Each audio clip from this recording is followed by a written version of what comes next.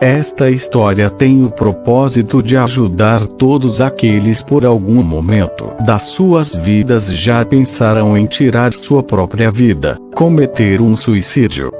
Minha infância tinha crises de sonambulismo, andava pela casa dormindo.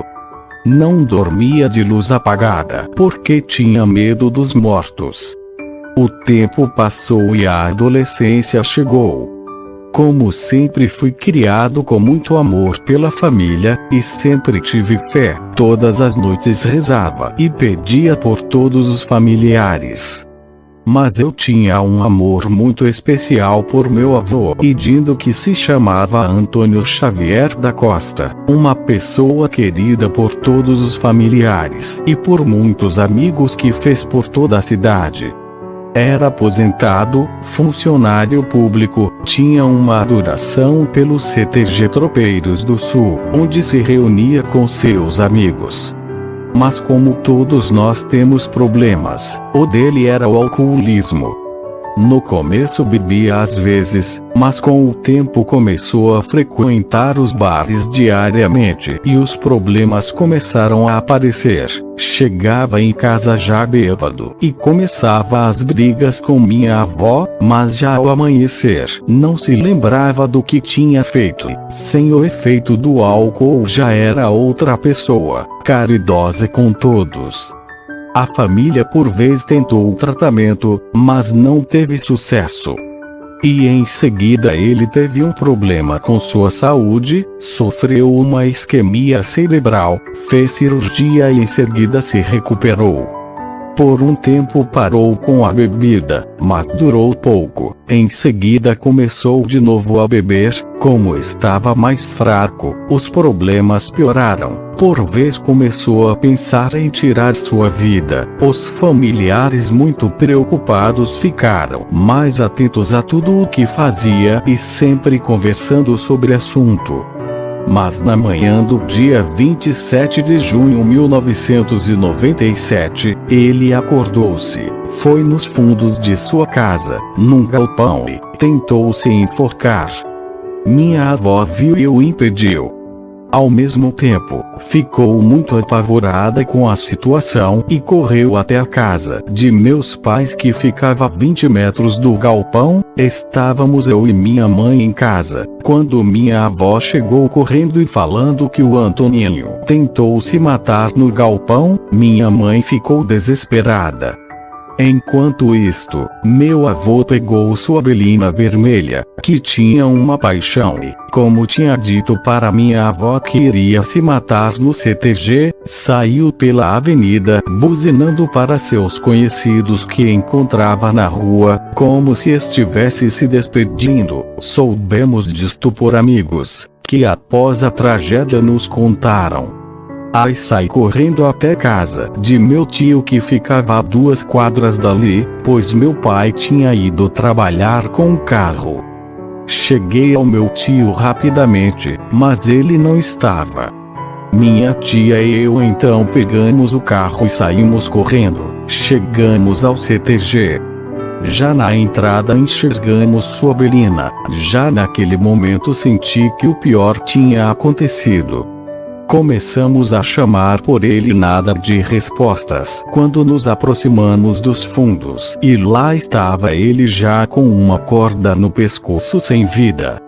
Como na época tinha apenas 17 anos, fiquei muito apavorado. Como todos que já perderam algum de seus familiares, sabem a dor que passamos. Só que os problemas continuaram, porque minha mãe era muito apegada a ele. Algumas vezes ela chegou a pensar em se matar. Fiquei muito apavorado. Como sempre rezava à noite para pedir proteção a todos da família, mas logo após a morte do meu avô, eu pensava que Deus não existia, tinha parado de rezar. Mas algo me dizia que tinha que voltar a rezar, e aí comecei novamente. Rezava todas as noites antes de dormir e ao amanhecer, pedindo ajuda para minha mãe e a todos da família, até pelo meu avô já falecido. Até pensei, mas para que rezar por ele se já estava morto? Mas minha intuição dizia para rezar. Neste tempo conheci uma guria e começamos a ficar. Em seguida tive uma surpresa, ela me disse que estava grávida. Na hora fiquei apavorado, pois estávamos nos conhecendo e tínhamos apenas 17 anos, mas não entendi o propósito, que era uma bênção de Deus, que chegou no dia 27 de dezembro de 1998. Como eu e a mãe do meu filho éramos bem novos e não estávamos dando certo, propôs para ela ficar com meu filho durante a semana e eu nos fins de semana na casa de meus pais, porque morava com eles, e durante a semana com ela na casa dos pais dela. Durante a semana levaria o que ele precisasse, porque sempre disse que não iria deixar faltar nada a ele. Aproveitava para ficar um pouco com ele. Ficamos assim por 3 meses, quando ela deixou ele comigo para ficar o fim de semana e nunca mais apareceu. Com isto, minha mãe nunca mais pensou no suicídio. Como sempre acreditei em Deus, mas tinha medo da morte e também de espírito, comecei a ter suores noturnos. Fiquei preocupado por achar que estava com alguma doença. Comecei durante algumas noites a querer acordar e não conseguia, mas sabia que tinha alguém ali comigo, só que não conseguia ver. Quando num certo dia, estava dormindo e senti uns puxões nos pés. Acordei e não tinha nada, segui no sono de novo. Quando novamente mais puxões, aí acordei e vi parado na frente da minha cama, aquele espírito que só me olhou. Na hora não entendi nada, achei que era coisa da minha cabeça, mas em seguida comecei a escutar diariamente vozes me chamando. Como não entendia muito, fiquei apavorado. Com o tempo comecei a entender um pouco e fiquei mais tranquilo. Soube então que tinha ganhado uma missão muito linda do nosso Criador. Deveria ajudar os mortos, os vivos e também a mim, me tornando uma pessoa melhor. Então comecei a fazer viagem astral e andar pelo mundo espiritual, conversando com pessoas mortas. Um certo dia escutei a voz de um amigo da infância que tinha falecido há pouco tempo. Ele estava preocupado com o pai, pois o mesmo estava pensando em suicídio. Conversei com a família, disse que eles tinham que ficar bem para que seu filho pudesse seguir seu caminho espiritual. Depois nunca mais escutei a voz dele, mas sei que seguiu seu caminho evolutivo. Até este momento não sabia o que acontecia com quem tirava a sua própria vida. Foi quando uma prima da minha mãe, que tinha morrido há certo tempo, me disse que escutava muitos gritos de meu avô. Fiquei muito preocupado, porque já tinha visto alguns conhecidos mortos, mas o meu avô não.